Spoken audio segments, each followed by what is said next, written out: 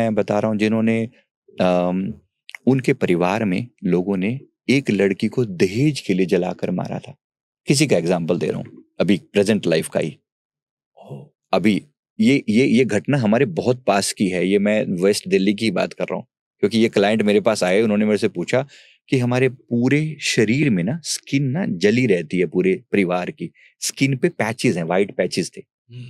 आपने शायद देखे होंगे वो वाइट पैचेस, एक बीमारी भी होती है तो इस टाइप के। तो बोलते सारे वाइट ऐसे वाइट पैचेस थे। तो इनके इमीडिएट जो पीछे वाला, जब हमने इनका पास्ट देखा ना थोड़ा सा पीछे जाके कि क्या हुआ, तो इनके परिवार ने एक एक एक लड़की को जो कि इनके घर में बहू की तरह आई थी, उसको जलाकर दहेज के लिए मार डाला था।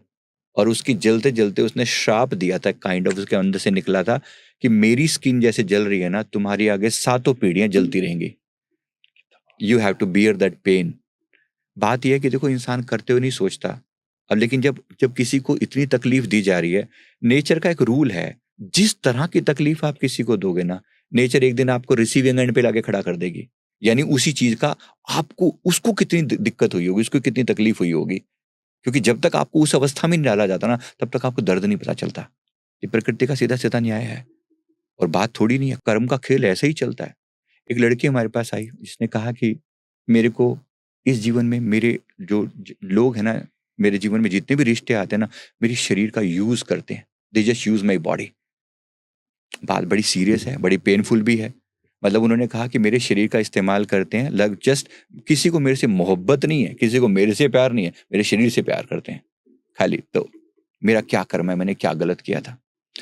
इस लड़की का जब हमने पास्ट देखा, उसने कहा कि मेरे पास लगभग 26-27 लोग ऐसे आ चुके हैं, रिश्ते आते हैं, मतलब इस टाइप से चीजें आती हैं, लोग आते हैं, अप्रोच करते हैं, they use my body and then they get away.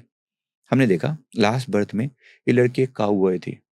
Europe में इसका जन्म था, बहुत सुंदर थी, उस समय मेल थी। और मेल होकर इसने अनेक लड़कियों को अपने जाल में फंसाया, क्योंकि she was beautiful at that time. ही मतलब उस समय ही वॉज ब्यूटीफुल। तो ही के उसके चक्कर में तो इतने लोगों को तंग किया, इतनी लड़कियों को। अब देखो प्रकृति क्या करती है, जिसको दर्द हुआ ना, अगर वो फीमेल थी जिसको तकलीफ हुई है ना, जो जिसको दर्द हुआ वो फीमेल थी, इसको जब तक खुद को फीमेल नहीं बनाया जाएगा ना, तब तक वो दर्द नहीं फील कर पाएगी। क्योंकि फीमेल का दर्द फीमेल को ही पता